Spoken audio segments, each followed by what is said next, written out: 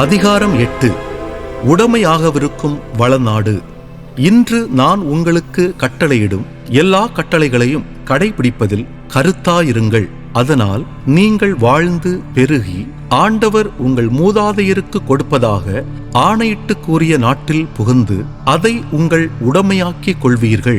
உங்கள் கடவுளாகிய ஆண்டவர் பாலை நிலத்தில் உங்களை கூட்டி சென்ற எல்லா வழிகளையும் நினைவில் கொள்ளுங்கள். அதன் மூலமே அவர் உங்களை தாழ்நிலைப்படுத்தினார். அவர் தம் கட்டளைகளை நீங்கள் கடைபிடிப்பீர்களோ மாட்டீர்களோ என உங்கள் உள்ளத்தில் இருப்பதை அறிந்து கொள்ளவும் உங்களை சோதித்தார். அவர் உங்களை தாழ்நிலைப்படுத்தினார், உங்களுக்கு பசியை தந்தார். ஆனால் மனிதர் அப்பத்தினால் மட்டுமன்று, மாறாக கடவுளின் வாயினின்று வரும் ஒவ்வொரு சொல்லினாலும் உயிர் வாழ்கின்றார் என நீங்கள் தெரிந்து கொள்ளுமாறு நீங்களும் உங்கள் மூதாதையரும் அறிந்திராத மன்னாவினால் உங்களை உண்பித்தார். இந்த 40 ஆண்டுகளும் உங்கள் மேலுள்ள ஆடை நைந்து போகவில்லை, உங்கள் காலடிகள் வீங்கவும் இல்லை.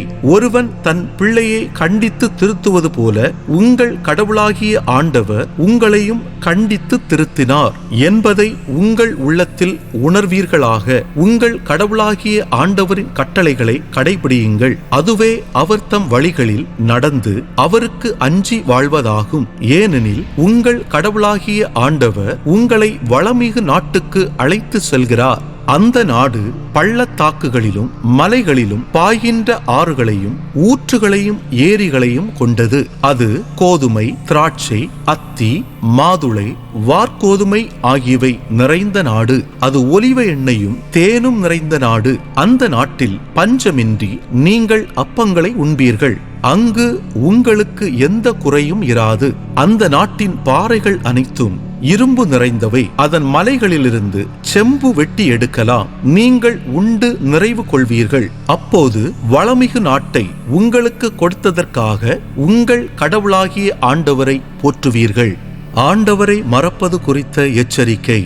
இன்று நான் உங்களுக்கு கட்டளையிடுகின்ற கட்டளைகள், நியமங்கள், முறைமைகள் ஆகியவற்றினின்று வழுவி உங்கள் கடவுளாகிய ஆண்டவரை மறந்து போகாதபடி கவனமாயிருங்கள். நீங்கள் உண்டு நிறைவு கொள்ளும் போது, அழகிய வீடுகளை கட்டி அவற்றில் குடியிருக்கும் போதும், உங்கள் ஆடு மாடுகள் பல்கும் போதும், வெள்ளியும் பொன்னும் உங்களுக்கு மிகுதியாகும் போதும், உங்களுக்கு உள்ளதெல்லாம் பெருகும் போதும், நீங்கள் நெஞ்சில் செருக்குற்று அடிமைத்தன வீடாகிய எகிப்து நாட்டிலிருந்து உங்களை கூட்டி வந்த உங்கள் கடவுளாகிய ஆண்டவரை மறந்துவிட வேண்டாம். அவரே கொள்ளிவாய் பாம்புகளும் தேள்களும் நிறைந்த நீரற்று வறண்ட நிலமான பரந்த கொடிய பாலை நிலத்தில் உங்களை வழி நடத்தியவர். இறுகிய பாறையிலிருந்து உங்களுக்காக நீரை புறப்பட செய்தவர். உங்கள் மூதாதையருக்கு தெரிந்திராத மன்னாவால் பாலை நிலத்தில் உங்களை உண்பித்தவர். இறுதியில் உங்களுக்கு நல்லது செய்வதற்காக உங்களை தாழ்நிலைப்படுத்தி சோதித்தவரும் அவரே. எனவே எங்கள் ஆற்றலும் எங்கள் கைகளின் வலிமையுமே இந்த செல்வங்களை எங்களுக்கு ஈட்டி தந்தன என உங்கள் உள்ளங்களில் எண்ணாதபடி கவனமாயிருங்கள்.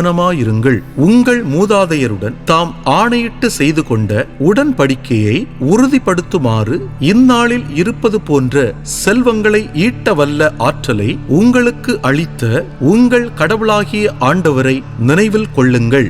மாறாக உங்கள் கடவுளாகிய ஆண்டவரை மறந்து வேற்று தெய்வங்களை பின்பற்றி அவற்றை பணிந்து வணங்கினால் நீங்கள் அழிந்து போவீர்கள் என்று இன்றே உங்களுக்கு எச்சரிக்கை விடுக்கிறேன். உங்கள் கடவுளாகிய ஆண்டவரின் குரலுக்கு நீங்கள் செவி கொடுக்காமல் இருந்தால் உங்கள் கண்கள் காண அவர் அழியச் செய்த மற்ற மக்களினங்கள் போல இறுதியில் நீங்களும் அழிந்து போவீர்கள்.